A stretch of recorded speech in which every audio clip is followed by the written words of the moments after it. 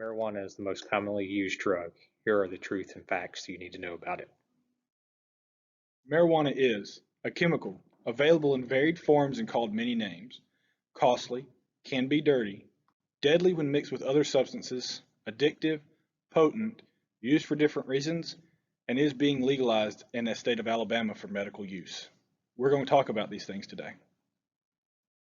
The main psychoactive chemical in marijuana, responsible for most of the intoxicating effects that people seek, is delta 9 tetrahydrocannabinol, THC. The plant also contains more than 500 other chemicals, including more than 100 compounds chemically related to THC, known as cannabinoids. Marijuana is the most commonly used psychotropic drug in the United States after alcohol. Marijuana goes by many names: weed, herb, pot, bud, grass, Mary Jane, ganja, and have a vast of other different slang terms. It is the dried leaves, flowers, stems, and seeds from the cannabis plants. Marijuana can be ingested through smoke or edibles. Some people smoke marijuana in hand-rolled cigarettes called joints, in pipes or water bongs, or in blunts, which is marijuana rolled in cigar wraps. Marijuana can also be used to brew tea, and particularly when it is sold or consumed for medical purposes, is frequently mixed into foods called edibles such as brownies, cookies, or candies. Vapes are also increasingly used to consume marijuana. Stronger forms of marijuana include concentrated resins containing high doses of marijuana's active ingredients, including honey-like hash oil, waxy butter, and a hard amber-like shatter. Would you recognize these forms of marijuana if you saw them? Edibles are food products that have been infused with marijuana. The effects of marijuana edibles last much longer. It can take between 30 minutes to 2 hours to experience the effects from edibles. This delay can result in some people consuming a greater than intended amount of the drug before it has taken effect. Marijuana overdose is also referred to as acute marijuana intoxication. Research has shown that edibles are the form of marijuana consumption most likely to lead to emergency room visits for marijuana overdose. Many edibles look very similar to regular candy or baked goods and can be very difficult to recognize as a THC product. Left out, they may be eaten by unsuspecting children or pets, causing severe health problems or death. Children's bodies may not be able to handle the side effects or amount an adult can. Products sold at retailers have symbols that indicate the product contains THC.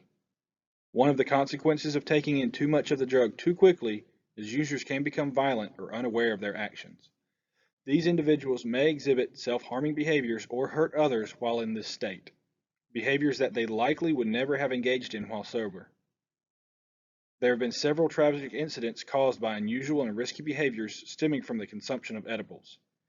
One man, while on a ski trip with his family, shot himself in the head hours after ingesting a number of marijuana-laced candies. Another man was recently sentenced to 30 years in prison for the fatal shooting of his wife. Prior to her death, the wife had called 911 out of concern for the erratic behavior and hallucinations that her husband was experiencing after eating marijuana-laced candies. Besides the obvious lung and breathing issues, some of these side effects of vaping THC include attention span issues, lack of impulse control, memory and problem-solving challenges, and impaired brain development. This photo you see shows the brain image of a 16-year-old teen who smokes marijuana daily. The brain is greatly impaired and underdeveloped. Additionally, because vaping marijuana involves taking in a much higher concentration of THC, this increases the chance of regular use and addiction, leading to even more problems. Concentrates and vapes can contain ingredients such as lighter fluids, pesticides, and nail polish remover. Obviously, teens putting these chemicals in their lungs is not beneficial. Several teens have died from a mysterious illness linked to lung and breathing problems associated with vaping THC. There is still much research to be done to know the long-term effects. Marijuana use can have a variety of side effects, including psychological dependence, addiction, an increased need for the substance, long-term memory loss, and higher levels of psychiatric disorders. Users can also develop a weed-induced panic attack, which can sometimes cause a feeling of impending death. The list of side effects is numerous, and not everyone will experience the same symptoms. Some can be life-threatening. The effects really depend on the type of marijuana, any chemicals that may have been added to it, and the person's biology. The list of symptoms can include drowsiness, confusion, agitation, paranoia, respiratory depression, lack of motivation, and an increased appetite. The street cost for an ounce bag of mid to high grade marijuana is between $250 and $400 in the Birmingham area. When you get caught with that amount of weed, the costs begin to pile up. Possession with the intent of personal use or having paraphernalia is a misdemeanor in Alabama and is punishable by up to 1 year in jail and a fine of up to $6,000. However, if you're found to have the marijuana for any kind of purpose involving other people, such as possession with the intent to distribute, the fine increases to a maximum of $15,000 and you can be put in prison for a felony for up to 10 years. Be warned, however, that if you're caught with concentrate, also known as hashish, it will not matter why you had it or how much you had, you can face a felony charge. And lawyer fees add up. For a misdemeanor charge, you're looking to spend between $2,000 and $3,000. And felony charge, you start by paying at least $2,500 and then at least to $1,000 a day for trial. Another thing you should know is that marijuana conviction will typically result in a 6-month suspension of your driving privileges. And teens who smoke pot are less likely to hold a full-time job. So where's all this money coming from? Are you willing to pay the price to get high? Marijuana is dirty and you may be getting more in your baggie than you think. It can be laced with other psychoactive drugs to produce varied psychoactive effects. You may be surprised by what we found on confiscated weed when we took a closer look. Things such as mold, glass, pesticides, embalming fluid, pocket lint and dust mites, bodily fluids. That's just gross. Mixing marijuana with other drugs can cause the heart rate to decrease to a very low rate. It can also inhibit the user's basic motor skills, making it difficult for you to think clearly, speak, or react appropriately. Mixing can be fatal or cause serious health complications. When you mix two substances, you are likely to walk around in a mental fog that will prevent your brain from creating new memories. This increases the likelihood that you will put yourself in dangerous situations that could result in you getting robbed, assaulted, or something much worse. Mixing weed with medications prevents them from working properly. Occasionally, mixing alcohol and weed, also known as crossfading, if you aren't careful, the duo can lead to a case of the spins or a green out. It is also important to remember that people can have very different reactions. If you're out in a group, one person's reaction might be very different than yours. Alcohol increases the absorption of weed's main psychoactive ingredient, THC. Using weed slows the absorption of alcohol, and it might also delay feelings of drunkenness. This means you might be tipsier than you feel, increasing your risk for becoming overly intoxicated and potentially lead to alcohol poisoning. Without a doubt, absolutely, and no question about it, you can become addicted to marijuana. Most regular pot users will laugh at this assertion. They will say they can quit anytime, but they just don't want to. They say they enjoy the way the green makes them feel and that they have no intention of stopping. They say the weed is a natural substance that grows from the earth and it's completely harmless. Most people who use bud regularly refuse to even consider the possibility that they might be addicted. Here's the thing, they're denying their addiction. Heroin is also a natural substance that grows from the earth. Those who chase the dragon offer up the same explanations for their habit. They can quit anytime they want to, they just don't want to quit. They like the way it makes them feel, etc. No one questions if heroin is addictive, yet users will insist they aren't hooked. The same is true for regular cannabis users. Some studies have shown that chronic cannabis use can lead to depression.